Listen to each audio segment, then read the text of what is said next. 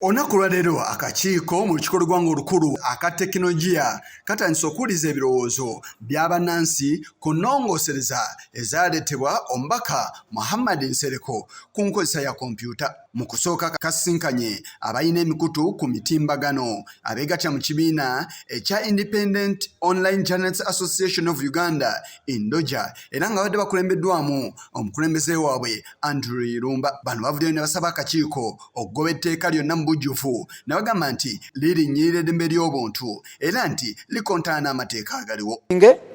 Kati abamu abalimba ebifuzi baagala beprotecting ku public scrutiny kubanga public bwekubeerako nebuuza kino na kino na kino ogamba kati bagiggalewo. So baagala kweprotecting from public scrutiny nga beeyisiza mu mateeka.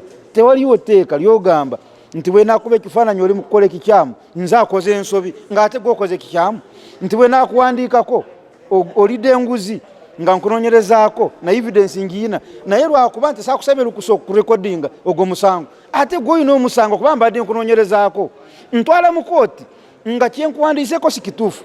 Bwe bangambye nti olidde enguzi nga tiwagiridde kati tugende mu kooti empalirize nkusasule naye tojja kuŋŋamba nga okunoonyerezaako. You know that there is a personal vendetta, there is a spirit that someone wants now to manage the entire 45 million Ugandans because of a personal interest. So there is an intention to curtail our press freedom because of an individual who was injured in his view. Mu buufu bwe bumu ne munnamateeka w'ekibiina kino Joel Muchunguzi ategeezezza ng'ebbago lino bwe litunuulidde abakozesa ebibanja bimukwanira wala oba ziyite social media. Wabula n'alaga nga ekiro kati amateeka mangi agaliwo nga gaanukula omulanga oguli mu bbago lino era naye n'awagira ebbago lino okugobwa.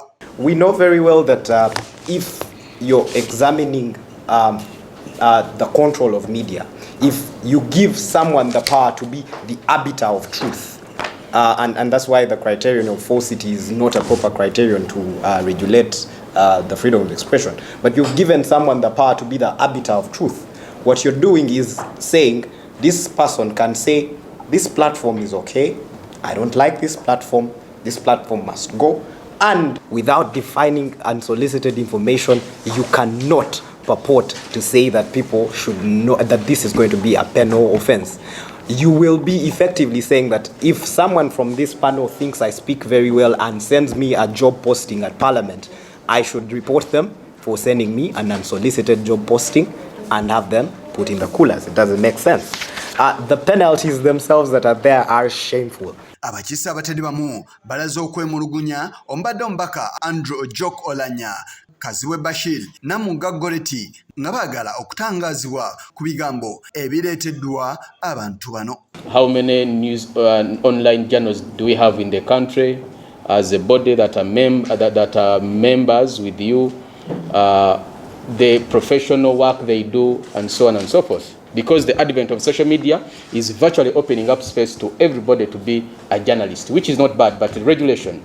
When a comment is made that it's already covered under the Regulation of Interception of Communication Act, not every paragraph there is covered. So pick out what is covered under the Regulation of Interception of Communication Act, then the ones that are not covered, critique them, look at them. Is it necessary to regulate? Put any structure of a woman. Everyone here who don't know me when I'm naked, you know, I think she's the one. It is privacy, and it is allowed for someone to keep privacy. I feel embarrassed because we have children, parents, even my own father who saw me or my mother who saw me when I was young will look bad. Computer misuse. And the cropping online media platforms are being a challenge since they feel they are not under their control. So here you are alleging that the framers of this bill have vested interest because they have media spaces that they run. Do you think it's discriminatory to you as the social media platforms? In any way, are you being discriminated?